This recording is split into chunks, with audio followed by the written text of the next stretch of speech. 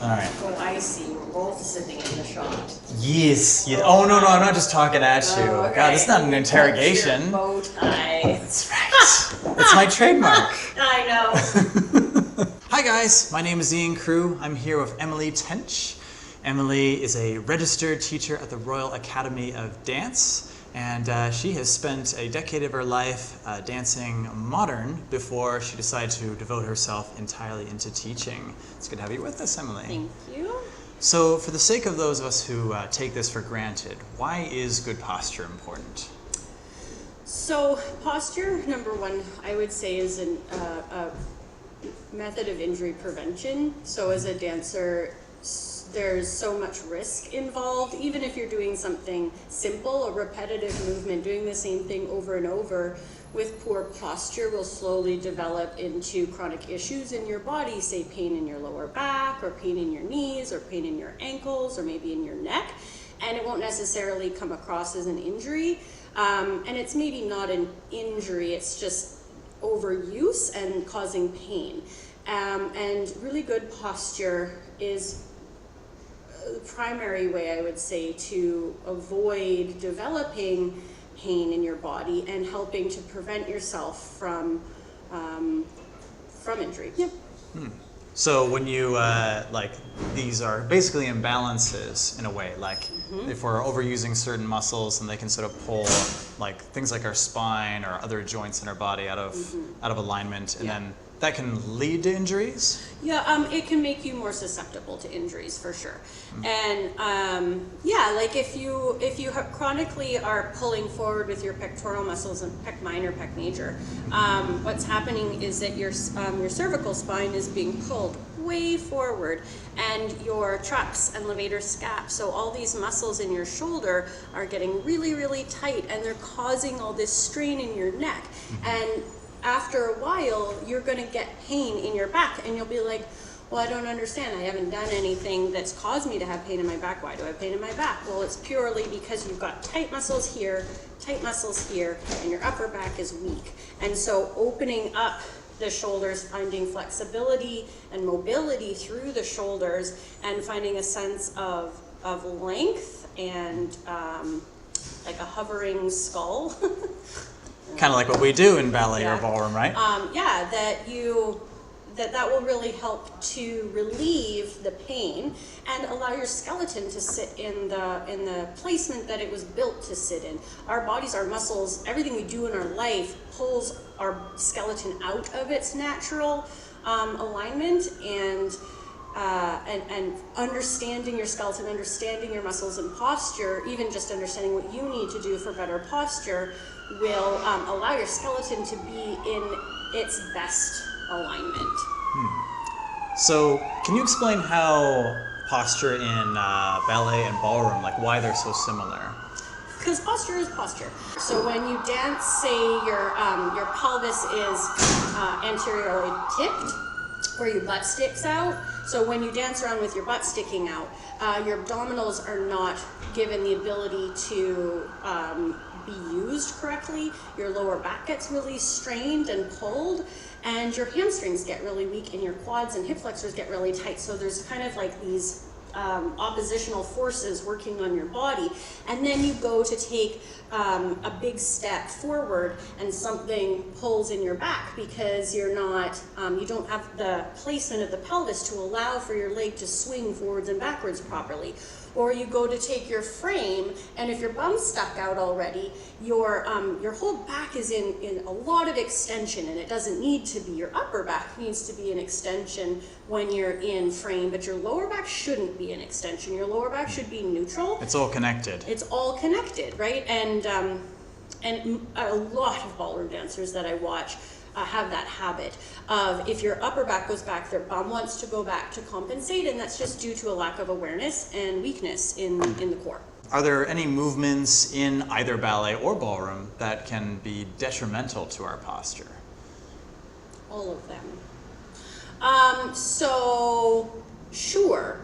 Anything that brings your body into an extreme position, if you're not strong enough to do that movement, or if you're not flexible enough, or if you don't have the understanding of how to maintain good skeletal alignment, so have good posture, your movement, any movement could potentially injure you. So like in ballroom dancing, for example, you've got many degrees of your frame, and so you go up and then you slowly are trying to go further backwards, but if you don't understand how to use your core or how to extend through the upper back, your thoracic spine, you'll end up putting a lot of stress into your lower vertebrae, and they're pretty susceptible if to injury. And I mean, extreme versions of slipped discs. Younger people before, like teenage girls specifically, from ages of like 11 to 14, their lower backs are actually really susceptible to small fractures because their bones haven't totally solidified. So if young people aren't being taught how to dance with good core control, there's a lot of potential for lower back injuries. Okay. And when we are just out and about off the dance floor, what are some things that we can do to sort of maintain our good posture? Yeah. I like to sometimes talk about your head as a like a hot air balloon. And so if your spine is, say, maybe a chain of little mini balloons dangling down underneath your hot air balloon, and your pelvis is like the basket underneath the hot air balloon. So there's energy from the fire, from the core, drawing you upwards, but it's almost has better sensation. You get a better result if you just feel that this whole area is floating upwards in opposition to the pelvis, which is weighted downwards with like sandbags or whatever, like something's holding you down. And that tends to, instead of trying to force yourself into certain positions, that is a kind of more natural relieving way to allow the body to hang in a really nice neutral alignment. Okay, and we can use this like when we're walking around or sitting at our desk or pretty much any time, huh? Yeah. Yeah. Awesome. Yeah. All right, so if I was a total beginner coming into your ballet class, what are some like initial tips you would give me to get me started thinking about correct posture? Right. So let's place you just in front of our camera here. All right. And I would get you to just put your feet side by side, parallel. Don't face that way. Oh, right. Okay. Side by side. Good. I'm the trouble kid in the class. And then I have you look at yourself in the mirror and you'd assess what's going on in your body. But the first thing I'd say is just look straight forward. And I'm just gonna drop your chin, relax. He's not relaxed.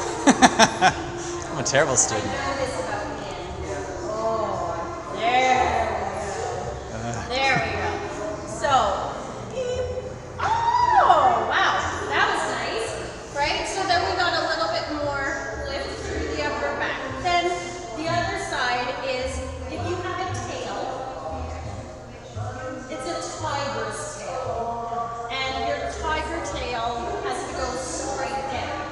It's not a happy puppy, and it's not a sad puppy, it's a tiger. So you want to think that he's tight again.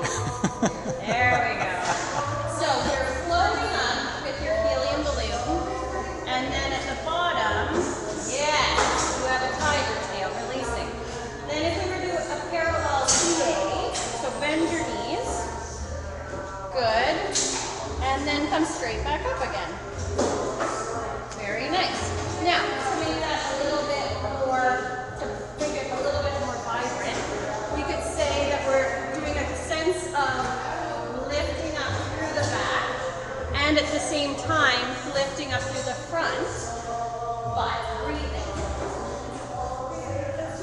So, lungs, turn your whole body. Oh, okay. And I gotta breathe through all this, huh? You want wide breath. Yeah, you see how my hands are going in and out? Oh, that's quite good. Yeah. So there's your breath with lift and ease. Good. And like the feeling of an hourglass. Back to the side, please. Your arms out. Back to here, floating. So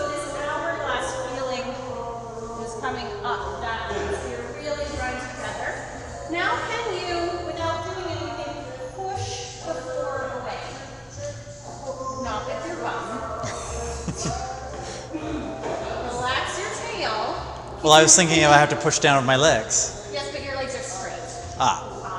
So energetically push as if you were about to rise. Okay, so the ball's my feet. You're about to rise, but you're not rising. Okay. You're pressing down Got it. while you are floating upwards. You can find Emily either by contacting the Joy of Dance Center, where she gives lessons, or you can follow her on Instagram, where she gives out helpful tips and advice on ballet dancers looking for self-care and body conditioning. So thank you very much for being on, No problem. Emily.